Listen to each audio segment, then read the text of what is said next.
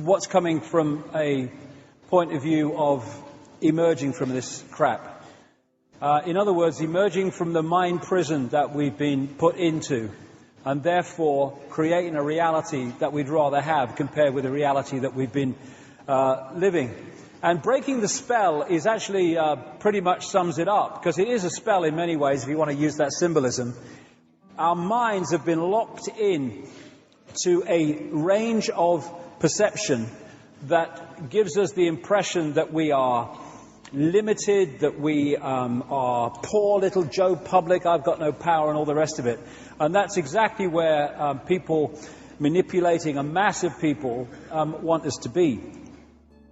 And when we're looking at ways out of this, Einstein's quote, which is in many forms, but this is a summary of it, encapsulates what we're looking at. You cannot solve problems with the same level of consciousness that created them.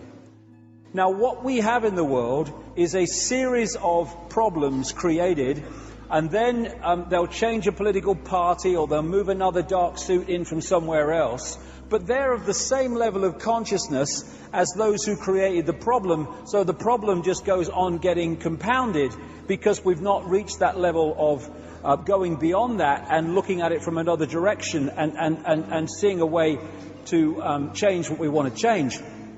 So the door is spinning round in Downing Street in the White House, but no matter what it looks like, the same level of consciousness is coming in and out, and so nothing changes. It cannot.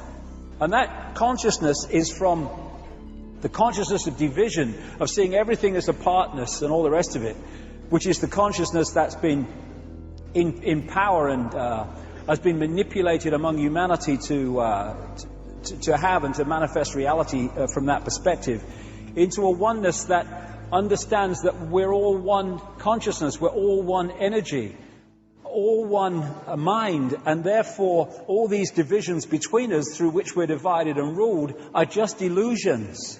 You know, if someone got a baseball bat and started smacking themselves round the head with it, we would call that crazy, madness, insane. But that's what we're doing with the conflict in Palestine, in Iraq, in Second World War. We're one consciousness that's been set at war with itself. And when I say, and again, I talk about one consciousness, I'm not talking about one clone kind of bland, everyone the same consciousness. Absolutely the opposite of that. And one way of seeing how much we've come along the road to understanding this idea of connection and expressing the uniqueness of all possibility is how much we do that, and how much we are clone-like, just following the one in front, sticking to the norms, never stepping out of line.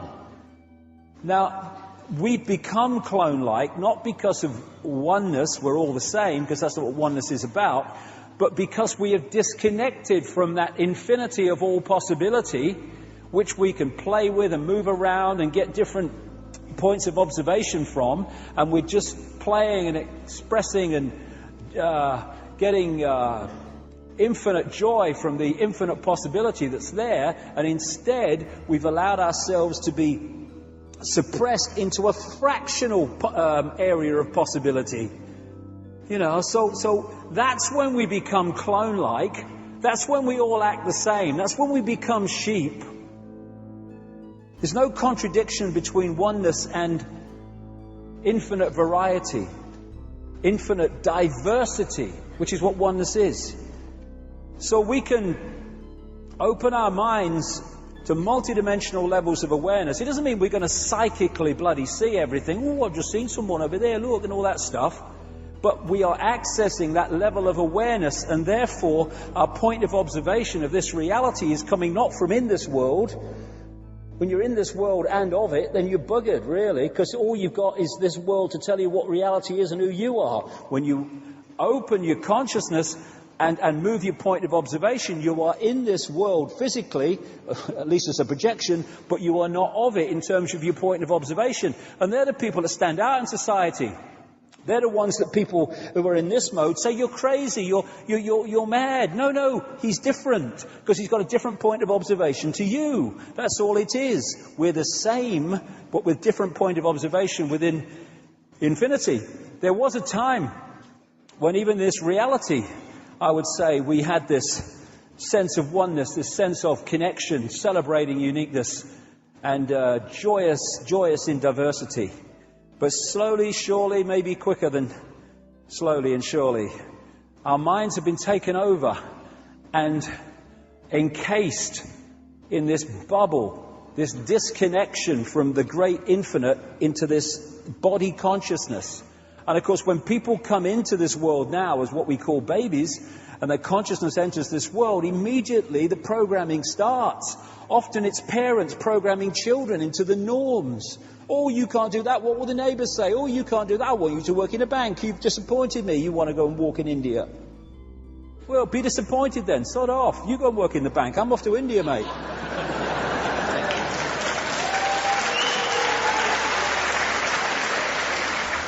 And this kind of symbolises this picture from earlier in the War Memorial in Sydney, Australia, the way we've been encased and suppressed and therefore lived this false identity, this mask that I was talking about, of false identity.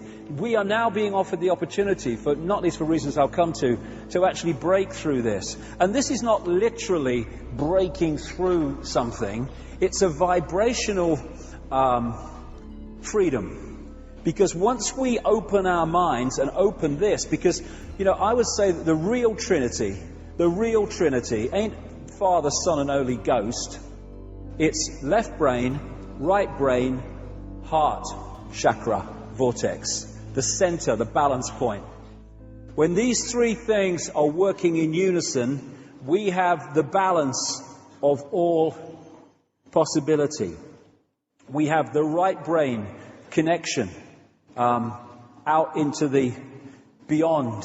We have the access of creativity, of seeing a different spin on life, of uniqueness, of all these things. The left brain, which is here for a reason, decodes this stuff and brings it down into a structural level that we can deal with within this reality.